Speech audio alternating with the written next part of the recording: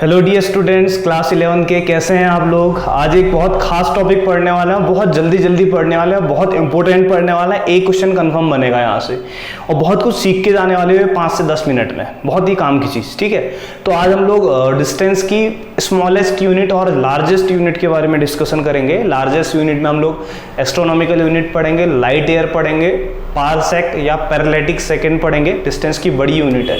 Distance की छोटी unit like Fermi पढ़ेंगे हम लोग, एंगस्ट्रॉम पढ़ेंगे, नैनोमीटर पढ़ेंगे और माइक्रोन पढ़ेंगे। ठीक है ना, क्लियर।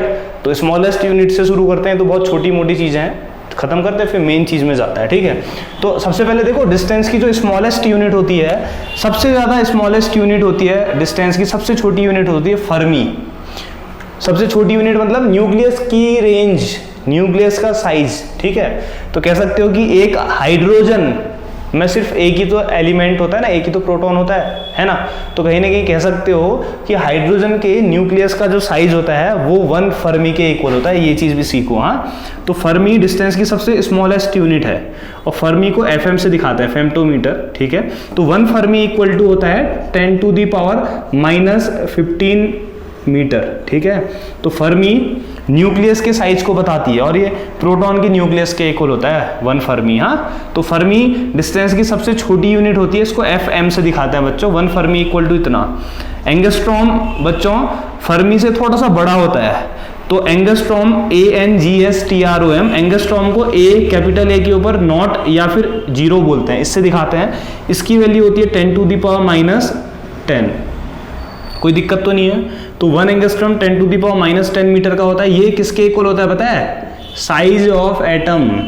किसी भी एटम का जो साइज होता है वो 1 एंगस्ट्रॉम 10⁻⁻10 मीटर का होता है। ये होता है साइज ऑफ, क्या बोला था मैंने, हाइड्रोजन के न्यूक्लियस का साइज होता है 1 फर्मी। ठीक है बच्चों। Next nanometre. एक बार टाटा नैनो की वो भी तो आई थी गाड़ी, है ना। नैनो मतलब बहुत छोटा। ठीक है, तो 1 नैनोमीटर, टाटा नैनो वाला नहीं है वो, तो खाली नाम रख दिया उन्होंने। 1 नैनो मतलब होता है 10⁻⁻9 मीटर। तो 1 नैनोमीटर होता है 10⁻⁻9 मीटर। नेक्स्ट है माइक्रोन, ये उससे थोड़ा सा बड़ा होता है, तो 1 माइक्रोन को म्यू से दिखाते हैं। ठीक है, अब माइक्रोन मीटर, 1 माइक्रोमीटर कितना होता है बच्चों? 10⁻6 मीटर होता है। ये चीज़ आप लोगों को याद होनी चाहिए, बाद में दिक्कत करेगा। इसके आगे का तो आपको आता ही है। 1 मिलीमीटर इक्वल टू होता है 10⁻³ मीटर। फिर 1 सेंटीमीटर कितना होता है? ठीक है, 1 सेंटीमीटर इक्वल टू होता है 10⁻² मीटर। फिर 1 डेसीमीटर 10⁻⁻1 मीटर, ऐसा कुछ होता है। तो डिस्टेंस की सबसे स्मॉलेस्ट यूनिट ये होती है और धीरे धीरे बढ़ते जा रही है। अब 1 किलोमीटर, ठीक है, ये सब तो आप लोगों को पता है। अब डिस्टेंस की बड़ी यूनिट की बात करते हैं। हाँ, तो अब लार्जेस्ट यूनिट ऑफ डिस्टेंस की बात करते हैं। ठीक है, जैसे सपोज दैट मैं अर्थ में घूम रहा हूँ ना, एक जगह से दूसरी जगह जा रहा हूँ, तो यहाँ किलोमीटर में बोल दोगे। अब अर्थ से अगर मैं सपोज दैट सन तक चले गया, कितना किलोमीटर बोलोगे बताओ? पागल हो जाएगा इंसान। सन से भी दूर, बहुत ही दूर एक स्टार है, अल्फा सेंचुरी। अगर आप लोगों ने लॉस्ट इन स्पेस करके वेब सीरीज है नेटफ्लिक्स में, आपने लोग देखना। अल्फा सेंचुरी एक दूर स्टार है, वहां मेरा एक एलियन दोस्त रहता है, मुझे वहां तक जाना है, वहां तक की डिस्टेंस पता करनी है। तो कैसे पता करेंगे? तो बड़ी डिस्टेंस को, अगर आप लोग एस्ट्रोनॉमी की बात करते हो ना, अर्थ से बाहर जाते हो, तो वहां पर हम क्या क्या डिस्टेंस ट्रैवल कर मेजर लिखते हैं। डिस्टेंस की बड़ी यूनिट होती है लाइट ईयर, एस्ट्रोनॉमिकल यूनिट और पारसेक। और डिस्टेंस की सबसे बड़ी यूनिट होती है बच्चों पारसेक, सबसे बड़ी। ठीक है, और लाइट ईयर बोलते हैं दूर, 5000 लाइट ईयर दूर एक ब्लैक होल मिला है। कोई पूछता है कि लाइट ईयर किसकी यूनिट होती है, लोग बोलते हैं एयर लिखा है तो टाइम की होती है, कि नहीं, लाइट ईयर डिस्टेंस की होती है। पहली चीज तो आप लोगों को बता रहा हूं, एक एक करके पढ़ते हैं। सबसे पहले पढ़ते हैं एस्ट्रोनॉमिकल यूनिट। क्या पढ़ते हैं बच्चों?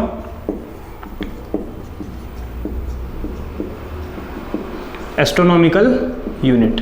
तो कोई पूछेगा एस्ट्रोनॉमिकल यूनिट क्या होता है? आप लोग बोले कुछ नहीं भैया, बहुत आसान होता है। वो बोलेगा आसान होता है तो बता फिर एस्ट्रोनॉमिकल यूनिट क्या होता है। सपोज दैट ये मेरा सन है और ये मेरी क्या है? अर्थ है। ठीक है, हॉट होता है सन, इसलिए हॉट दिखा दे रहे हैं इसको। ठीक है, तो देखो एस्ट्रोनॉमिकल यूनिट क्या होता है पता है? अर्थ के सेंटर से सन के सेंटर तक की जो मीन डिस्टेंस होती है। ठीक है, अर्थ के सेंटर से सन के सेंटर तक की जो मीन डिस्टेंस है, इसी को बोलते हैं 1 एस्ट्रोनॉमिकल यूनिट। और AU से दिखाते हैं। किससे दिखाते हैं? 1 एस्ट्रोनॉमिकल यूनिट क्या होता है पता चला आप लोगों को? अर्थ के सेंटर से ये अर्थ से सन तक की जो मीन डिस्टेंस होती है, एवरेज डिस्टेंस, उसी को बोलते हैं एस्ट्रोनॉमिकल यूनिट। इसकी वैल्यू कितनी होती है? इसकी वैल्यू होती है देखो 1.496 इंटू 10⁻11 मीटर। मतलब कि अर्थ से अगर अभी कभी आप लोग गए सन की तरफ तो इतना डिस्टेंस कवर करोगे। ये हमारे हिंदू कल्चर में, इसको बताने से पहले हिंदू कल्चर में पता चल गई थी कैसे। हनुमान चालीसा पढ़ा था आप लोगों ने, पढ़ी है ना, सहस्त्र बदन योजन पर भानु। भानु मतलब सन, इतनी दूर है, मतलब यही कुछ इसी के आसपास बताता है वो भी। तो कहीं ना कहीं ये चीज़ हमें ऑलरेडी पता है, हमें हमारे पुरानी चीज़ों में, ठीक है। तो एस्ट्रोनॉमिकल यूनिट आ गई ना समझ में, कोई दिक्कत तो नहीं है। तो अर्थ से सन तक की मीन डिस्टेंस को 1 एस्ट्रोनॉमिकल यूनिट AU बोलते हैं। इसकी वैल्यू 1.496 इंटू 10⁻11 मीटर होती है, ठीक है। नेक्स्ट अब पढ़ते हैं लाइट एयर। क्या पढ़ते हैं बच्चों? लाइट एयर, ठीक है। अब लाइट एयर क्या होता है? लाइट एयर को बच्चों LY से दिखाते हैं, LY। तो 1 लाइट एयर क्या होता है? सुनना, कोई पूछेगा कि 1 लाइट एयर क्या होता है? लाइट ना 1 ईयर में, एक साल में अगर लाइट की स्पीड कितनी होती है? 3 × 10⁸ मीटर इन 1 सेकेंड।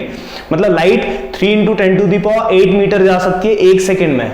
तो इस लाइट को अगर आप लोग वैक्यूम, मतलब ऐसी जगह जहां कोई एटमॉस्फेयर नहीं है, तो वैक्यूम में अगर किसी लाइट को खुला छोड़ देते हैं तो वैक्यूम में लाइट जितनी डिस्टेंस एक साल में ट्रेवल करती है, 1 ईयर में लाइट को आपने खुला छोड़ दिया, ठीक है, एक साल तक लाइट चलते गई, तो लाइट 1 ईयर में, ठीक है, वैक्यूम में जो डिस्टेंस कवर करती है उसी को 1 लाइट ईयर बोलते हैं।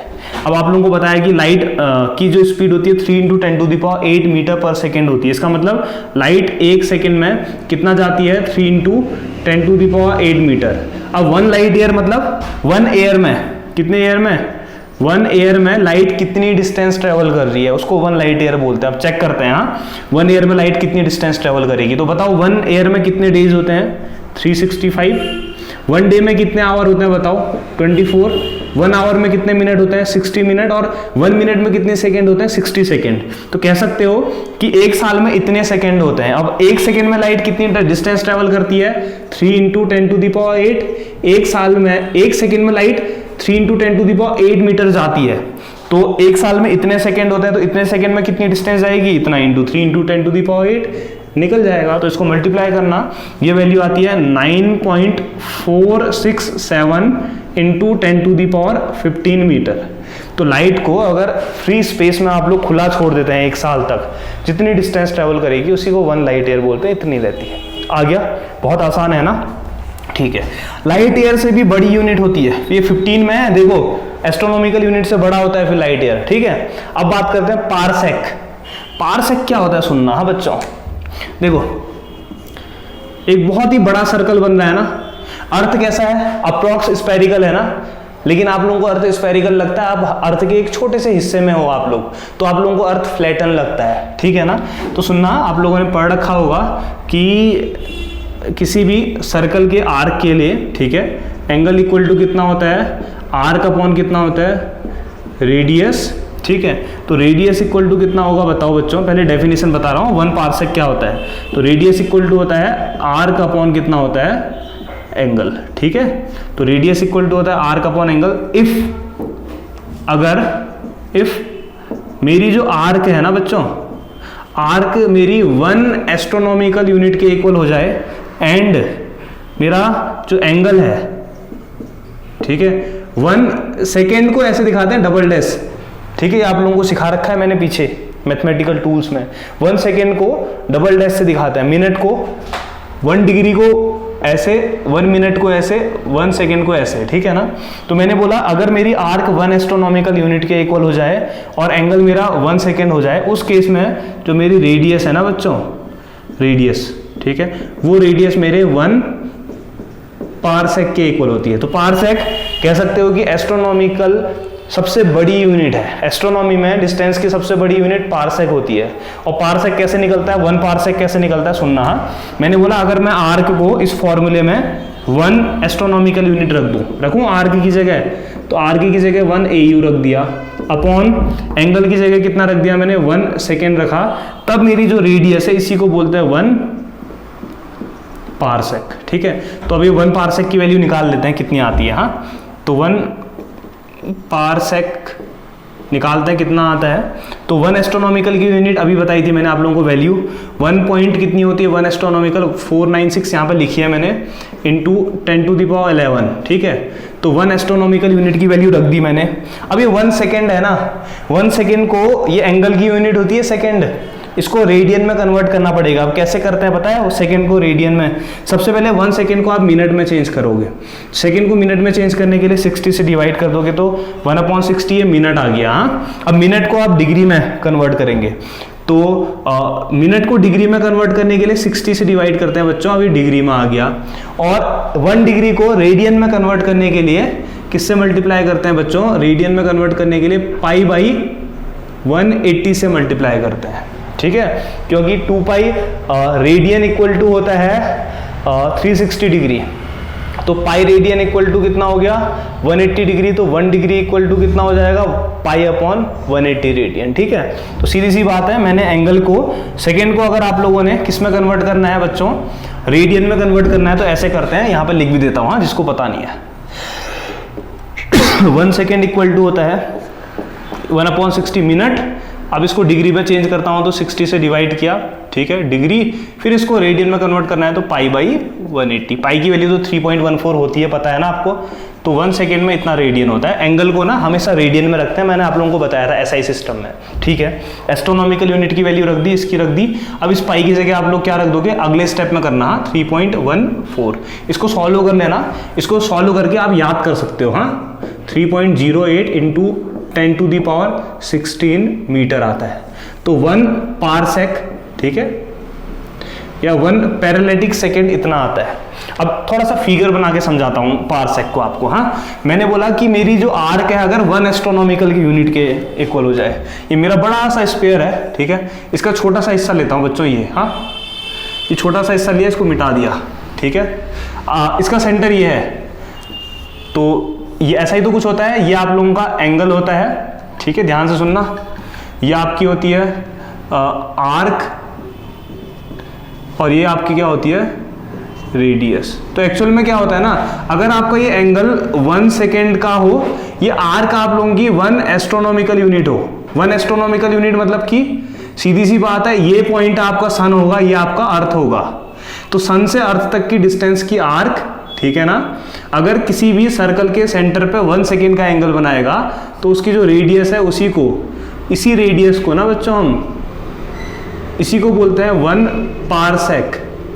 तो एक्चुअल में ये जो डिस्टेंस होती है उस केस में ये होती है 1 पारसेक, और इसकी वैल्यू होती है 3.08 इंटू 10⁻16 मीटर, सबसे बड़ी होती है। That's it. 1 पारसेक बोलेगा तो इतना कर लोगे, ये फिगर बना लोगे, खत्म, पूरे मार्क्स, ठीक है। डाउट रहता है तो पूछो। Okay, thank you.